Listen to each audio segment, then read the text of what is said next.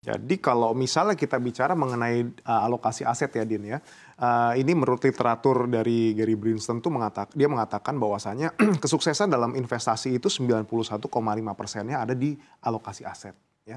Sementara sisanya ya kayak market timing, kita beli saham kapan gitu ya, terus habis itu kita milih saham, obligasi atau ini, itu ya cuman segini. Tapi yang kesuksesannya adalah yang di sini alokasi aset di sini. Oke. Apa sih alokasi aset itu sendiri? Jadi kalau misalnya kita punya modal, let's say 100 juta, kita sebar ke aset-aset yang berbeda. Ya, kelas aset yang berbeda. Jadi ada saham, ada obligasi, mungkin ada yang punya emas, ada yang punya properti. Jadi kita sebar ke beberapa aset yang berbeda. Kurang lebih kayak gitu. Oke, tadi itu alokasi aset.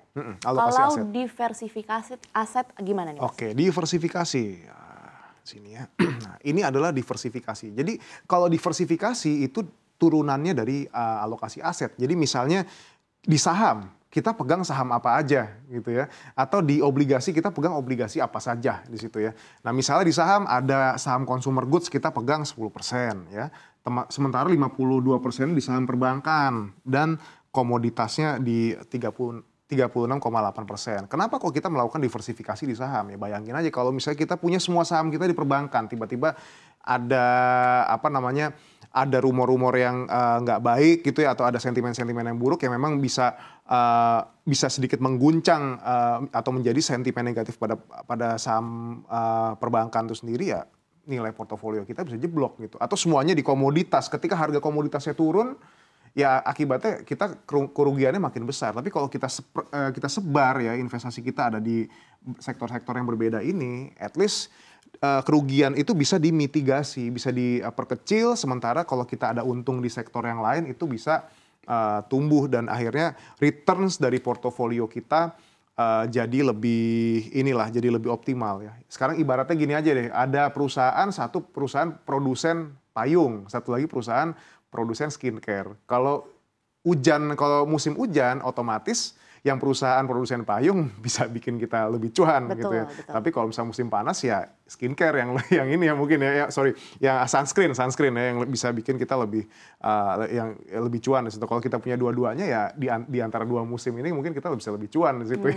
Cara analisa gampangnya kayak gitu, Din.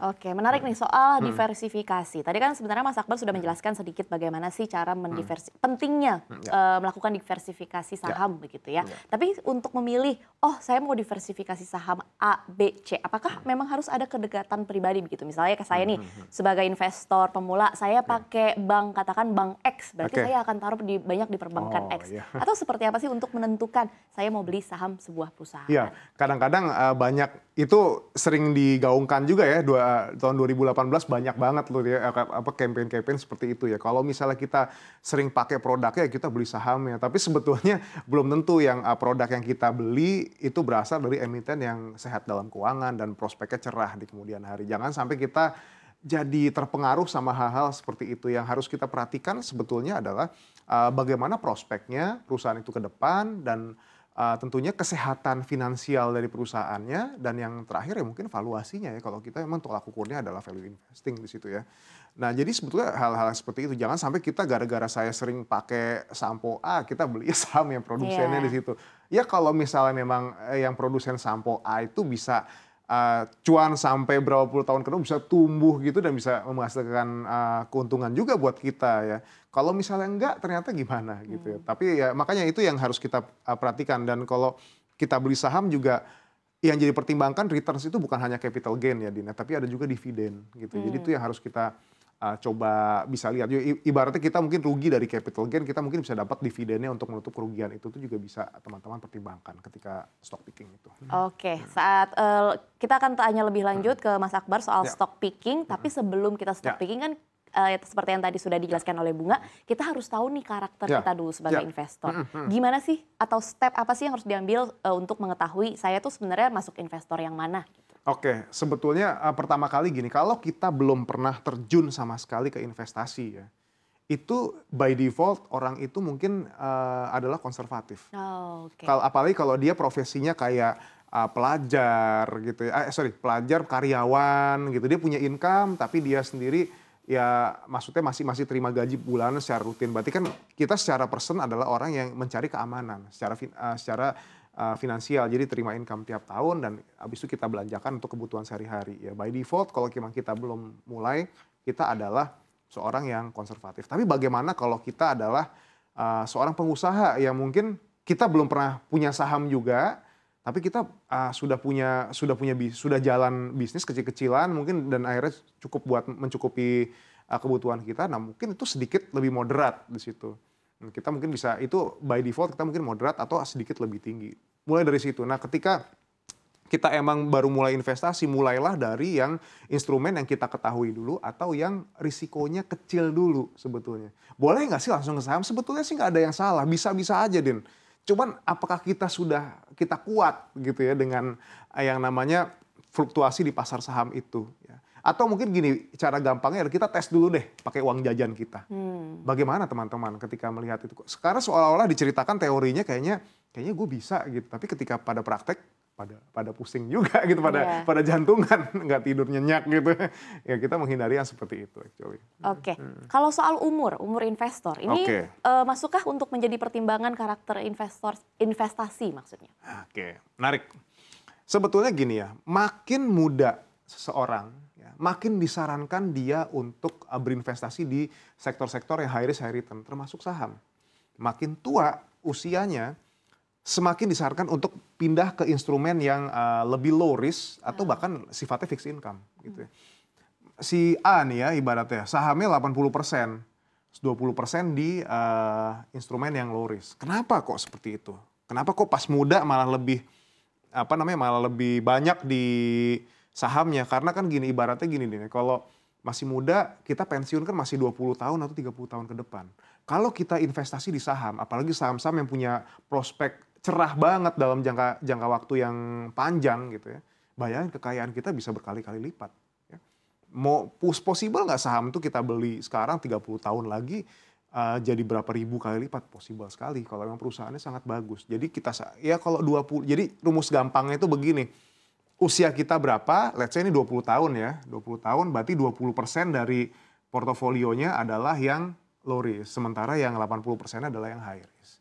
Nanti semakin bertambahnya usia, yang ini 70% makin berkurang. Ini 30%-nya yang ini. Sementara kenapa kok waktu dia sudah lanjut usia gitu ya, udah masuki masa tua, masa tidak produktif, sahamnya dikurangin gitu ya. Karena balik lagi, ketika pensiun seharusnya ketika di umur segini kita sudah mencairkan investasi kita yang kita mulai saat di muda ini. Jadi uangnya sudah banyak dan uang itu kita gunakan untuk biaya hidup sehari-hari. Jadi kalau mau investasinya baiknya banyak di sini aja, di pendapatan tetap atau di pasar uang karena memberikan cash imbal hasil pasif. Boleh nggak punya saham? Boleh aja kalau yang sahamnya masih cuan banget dan masih memberikan dividen terus setiap tahunnya gitu kan, kita bisa terima pendapatan pasif juga. Jadi pendapatan pasifnya double dan nanti ketika kita meninggal dunia, saham itu bisa diwariskan juga dan aset-aset lain ke ahli warisnya gitu. Oke, baik gitu ya Sobat Cuan, bagaimana cara menentukan saya tuh masuk karakter investor yang seperti apa gitu ya Mas Akbar. Oke, itu tadi karakter kita sebagai investor. Selanjutnya mungkin boleh nih Mas Akbar tips berinvestasi di saham yang bisa cuan. Oke, kita mulai di slide selanjutnya kali ya. Nah, ini hitung-hitungan ya, kalau misalnya kita punya modal 100 juta ya, terus kita investasikan ke saham, ke obligasi dan ke instrumen pasar uang ya. Baliklah teman-teman harus ingat ini bukan merupakan rekomendasi saham dan ini hanya sebagai case study ya. Jadi jangan sampai ya. saya tulis di sini teman-teman beli Adro, beli BMRI, beli ini segala jangan. Nah, ini harga beli tanggal 11 ya, tanggal 11 bulan Juli, lalu di sini ini adalah harganya, keuntungannya kita lihat di tahun di tanggal kemarin ya, sekarang tanggal 28, tanggal 27 ya, kurang lebih seperti ini. Jadi di sini ada yang INKP-nya ini rugi 5% ya, tapi ada keuntungan dari BMRI-nya lah ya 6,6% di sini ya. Terus ada juga surat yang deposito dan surat utang negara ini sendiri, dia memberikan keuntungan yang sifatnya pasti. Dan kalau dihitung per minggu dia kurang lebih seperti ini. Nah, jadi total portofolionya tumbuh sebesar 101 juta dari dari modalnya segini dari awalnya dia melakukan pembelian. Jadi terbukti bahwasanya adanya diversifikasi ya dan alokasi aset dari misalnya sektor saham yang basic industry, ini ada pertambangan dan ada banking, itu bisa memberikan return yang optimal walaupun yang ini lagi merah. Kalau misalnya dia cuman investasi saham yang ini doang gitu ya, ini di pool di sini sementara yang lainnya nggak ada ya, portofolionya dia bakal minus 5%. Tapi ketika ada ini bisa jadi bisa jadi penopang. Jadi ini merupakan risk mitigation dari investasi saham itu. Oke, inilah pentingnya diversifikasi ya Mas Akbar ya dalam investasi di saham. Kita beralih ya ke pertanyaan dari Sobat Cuan, di mana mungkin banyak Sobat Cuan yang mau coba investasi di saham. Yang pertama dari Nofriansyah. Pertanyaannya adalah apakah bisa jadi full time trader? Tadi sih kita ngomongnya konteksnya investor. Oke, kita lihat ke pertanyaan selanjutnya ya. Gary Widya, di mana pertanyaannya adalah pasar saham bisa bikin kaya instan nggak? Kayak mie goreng. Mie goreng ya. Mie gorengnya bisa dimasak dulu ya. Mungkin boleh dijawab dulu Mas Akbar, silakan. Tentang full time trader ya, sebetulnya mungkin saja jadi full time trader, itu nggak ada yang nggak mungkin. Cuman permasalahannya kita punya nggak pondasi finansial yang baik gitu ya. Ibaratnya dana darurat yang cukup mungkin bisa mencukupi kebutuhan kita selama 2 tahun. Dan sekarang bagaimana trading plan kita? Karena ini kan balik lagi, returns di saham itu adalah returns yang tidak bisa dijamin. Ya. Fluktuasi pasar itu benar-benar hanya Tuhan dan pelaku pasar doang yang bisa menggerakkan, yang bisa tahu kapan tuh saham bisa naik atau bisa turun gitu. Nah, analisis kita seperti apa? Kita kan sudah master. Analisis yang sebagus-bagus apapun bisa saja kalah gitu ya. Bisa saja kita salah dan kita akhirnya kalah di pasar modal itu sendiri. Nah, ketika kita full time trader, kita harus tahu bahwasanya nggak ada source of income lain kecuali kita dari trading itu sendiri, dan harus dipastikan modal trading kita itu sangat dingin ya, bukan dingin lagi, sangat dingin. Benar-benar kita bulan ini kita pakai buat trading, returns kita ambil buat makan, bulan depan harus reload lagi dan itu sangat dingin. Jadi kalau misalnya ternyata bulan ini benar-benar boncos, minus segala macam kayak gitu, ya sudah modal itu berkurang gitu. Unless kita dapat pendapatan dari tempat lain. Bulan depan kita akan mulai dengan modal yang lebih kurang dibanding modal yang sekarang. Kalau kita tambah dari uang tabungan lain yang sudah kita alokasikan untuk kebutuhan jangka pendek, itu bahaya ya. Jadi di situ, jadi pondasi finansial dan trading plan-nya harus sangat matang. Pastinya di situ. Pertanyaan kedua mungkin boleh dijawab Mas, mengenai pasar saham bisa bikin kaya instan kah? Ya, kita lihat lagi di era COVID-19 ya, 2020 ada yang borong saham pada saat itu dan muncul pakar-pakar saham di situ ya. Orang-orang yang cuan ratusan persen dan dia akhirnya banyak share mengenai pengalamannya di pasar modal, terus di dunia saham, terus dia kasih banyak tips gitu ya. Memang adanya krisis itu bisa menimbulkan orang-orang kaya baru, tapi harus diingat juga bisa juga muncul orang-orang miskin baru yang pada panik selling itu di situ ya. Jadi memang bisa, cuman kalau anggapan kita adalah untuk kaya, ya lebih baik kita menurunkan ekspektasi kita lah. Karena balik lagi, kita nggak bisa prediksi pasar modal itu jadi seperti apa. Kalau ekspektasi kita udah terlalu besar di situ, kita terlalu obses di situ, kita melupakan semuanya, itu malah jadi bahaya. Lebih baik kita punya tujuan finansial. Kita coba petakan cita-cita Anda dari 3 tahun ke depan mau apa, 5 tahun mau apa, 10 tahun kemudian mau apa, 20 tahun kemudian mau apa, baru kita mulai investasi. Dan pasti investasi sambil belajar.